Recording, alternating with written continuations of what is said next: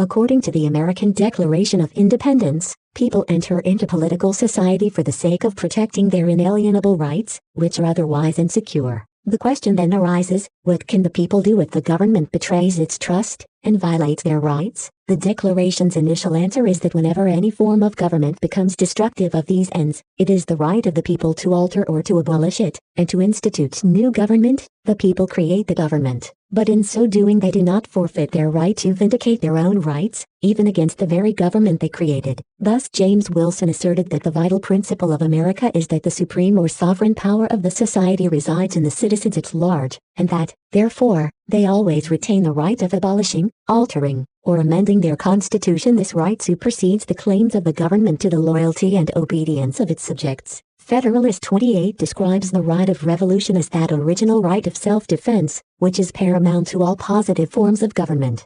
This is, however, only the beginning of the story. The Declaration of Independence devotes more space to the right of revolution than to any other single concept. Equality and liberty are asserted, more or less without comment, but the right of revolution is explained in considerable detail, providing us with answers to a variety of critical questions about this vital principle. By what right can the people supplant the authority of their own government? How can they justify the risks inherent in a course as drastic as revolution? What circumstances justify revolution? Revolution and the Law of Nature. In October 1774, responding to the passage of the Intolerable Acts by the British Parliament and nearly 2 years before the Declaration of Independence, the First Continental Congress adopted a statement known as the Declaration and Resolves. In it, the delegates asserted that the rights of the colonists derived from three sources: the immutable laws of nature, the principles of the English Constitution, and the several charters or compacts. In the Declaration of Independence, however, the English Constitution and the charters and compact of the colonies fall away, leaving only the immutable laws of nature, or, as the 1776 document puts it, the laws of nature and of nature's God. The shift is significant, as it illustrates the founders' core understanding of the foundations of the right of revolution. In 1774, the colonists were still attempting to work within the British system for redress of their grievances, and so they claimed the rights guaranteed to them as part of that system. They were seeking a political solution to a political dispute with Parliament. By 1776, however, the colonists had become revolutionaries, claiming the right to establish themselves as an independent nation. In so doing, they cast aside British law and appealed exclusively to a higher law, the natural law. The natural law, as America's founding fathers understood it, is simply that portion of the law of God that could be discerned through unassisted reason, without reference to any particular revelation. Alexander Hamilton noted that the natural law was an eternal and immutable law, which is, indispensably, obligatory upon all mankind. Prior to any institution whatever, the natural law is a standard of political right that transcends the constitutions and statutes of particular regimes. This means that it can be used as a basis for evaluating the actions of governments and rulers, and any such that violate the natural law are to that extent immoral and unjust. The natural law provides a higher law foundation for resistance to oppression, giving such resistance a moral validity that it could not possess otherwise. A right to revolution is unintelligible apart from the law of nature. Hamilton asserted that when the first principles of civil society are violated, and the rights of the whole people are invaded, the common forms of municipal law are not to be regarded. Men may betake themselves to the law of nature. The right of revolution is an appeal to the law of nature against the injustice of the existing government. The Second Amendment to the U.S. Constitution is a legacy of this understanding, as it enables the ordinary citizen to defend his own rights against anyone who would seek to violate them, whether common criminal, foreign invader, or the citizen's own government. Prudence in revolution. The existence of a natural right of revolution does not, however, mean that the exercise of this right is justified in every circumstance. The Declaration's treatment of the right of revolution continues with the assertion that prudence, indeed, will dictate that governments long established should not be changed for light and transient causes. Revolution can have the most catastrophic consequences. One need only look to the other two great modern revolutions to witness this. The French Revolution moved from its moderate opening phase to the repression and mass murder of the Jacobins, and ultimately traded the Bourbon monarchy for Napoleon's empire. The revolution unleashed more than 20 years of constant warfare on Europe, killing millions in the process. The Russian Revolution swiftly descended into Bolshevik tyranny and the unending terror of Stalin's regime. the explosive danger of revolution, and the catastrophic effect revolution can have on ordinary lives, thus require a high bar for the exercise of this right. The Declaration asserts that revolution is justified only when a long train of abuses and usurpations, pursuing invariably the same object, evinces a design to reduce them under absolute despotism. In these circumstances, it is their right, it is their duty, to throw off such government, and to provide new guards for their future security. This is where prudence comes into view as the supreme political virtue. Not every unjust act by a government justifies its violent overthrow. The Boston minister Simeon Howard warned his audience against blowing small injuries out of proportion. To such injuries it is oftentimes a point of prudence, as well as duty, to submit. Rather than contend a regime must prove itself systematically unwilling or unable to secure the rights of the people before revolution can be rightly undertaken. Even then, revolution may not be the appropriate response. The odds of success may be so doubtful, or the likelihood of increased human misery so great, that revolution should be avoided even though the technical right exists. 2 years before Howard, John Tucker told his congregation that though it may not always be prudent and best to resist such power, and submission may be yielded, yet that the people have a right to resist, is undeniable. The ruler may be so powerful, or his opponents so weak, that an ill-conceived revolution may be doomed to failure and merely worsen the condition of the people. In such a case, the revolutionaries would be guilty of a great crime against those whom they sought to liberate. Under the right circumstances, however, revolution is not only a right but a duty. When the train of abuses is long, and the people are clearly being crushed into servitude, and those who would resist have a reasonable chance of success, revolution becomes an obligation. In the aftermath of the battles at Lexington and Concord, the Second Continental Congress announced, in the language of duty, its intention to resist British oppression with armed force, honor, justice, and humanity. Forbid us tamely to surrender that freedom which we received from our gallant ancestors, and which our innocent posterity have a right to receive from us. In America, in the mid-1770s, the right and the moment converged.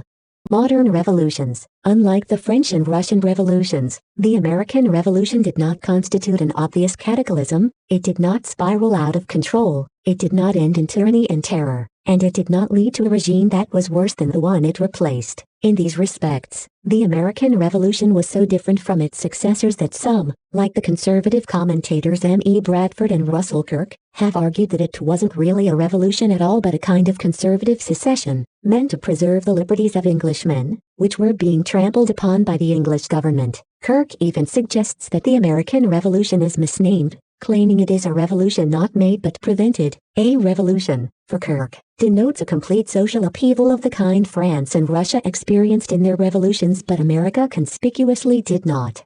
Nevertheless, America's founding fathers understood themselves as revolutionaries, and as they understood the term, they certainly were. In Federalist 43, James Madison justifies even the peaceful supplanting of the Articles of Confederation with the Constitution in revolutionary terms, by recurring to the absolute necessity of the case, to the great principle of self-preservation, to the transcendent law of nature and of nature's God, which declares that the safety and happiness of society are the objects at which all political institutions aim and to which all such institutions must be sacrificed. Any rejection of one political system and its replacement with another, on the grounds that the former does not adequately secure the inalienable natural rights of the people, is an exercise of the right of revolution. Besides, numerous important distinctions exist between the American Revolution on the one hand, and the French and Russian revolutions on the other, which explain their different courses. By 1776, the American colonists had a century and a half of practice in the arts of self-government, whereas the French and Russian people, at the times of their respective revolutions, had been ruled by absolutist monarchies for centuries. They had little to no experience with self-government, and it showed. Gouverneur Morris, a member of the Constitutional Convention, had been in France at the outbreak of the Revolution. He noted in his diary on October 21, 1789, that in Paris, the pressure of incumbent despotism removed, every bad passion exerts itself. The French people, recently freed from despotism, had no idea how to govern themselves, and the result was chaos and degradation. By the time of the Declaration of Independence, the ideas of the American Revolution had been discussed, worked out, and diffused among the people for at least a decade. The Declaration of Independence was a new beginning for the colonists, to be sure, but it was also the culmination of years of political and social action, debate, and civic education in the first principles of justice. By contrast, the French and Russian revolutions were sudden explosions that took nearly everyone by surprise. More importantly, the ideals of those revolutions had not penetrated their societies, as they had in America. They remained confined to a narrow intellectual or revolutionary class until after those revolutions had begun. The principles animating the American Revolution were also qualitatively different from those of its more radical successors. The French and Russian revolutionaries claimed the right and the duty to use force and violence to spread their principles to other nations, something the principles of the American Revolution positively forbade. The American Revolution was not utopian. It contained no concept analogous to that of the new Soviet man, the man who has remade himself by internalizing the works of Marx and his successors. The Americans accepted that human nature was both imperfect and fixed, and that government can only hope to account for the bad in man, not destroy it. It is no coincidence that the French and Russian revolutions yielded mass murder, while the American Revolution did not. Finally, the French and Russian revolutions emphatically maintained that the old was synonymous with the bad, and sought to eradicate, not just the old government, but everything about the previous order. Both were unflinchingly hostile to Christianity, while the Americans relied upon it, with John Adams noting that our Constitution was made for a moral and a religious people. It is wholly inadequate to the government of any other. The French created a new calendar, while the Russians abolished the personal ranks of military officers. Our revolution never embraced this path. As Jefferson observed, every species of government has its specific principles. Ours perhaps are more peculiar than those of any other in the universe. It is a composition of the freest principles of the English Constitution, with others derived from natural right and natural reason. America's founding fathers evaluated the English system according to the laws of nature. Those elements judged to be conducive to securing the rights of the people, such as trial by jury and the writ of habeas corpus, were retained. Others, like established religions and titles of nobility, which were not so conducive, were discarded.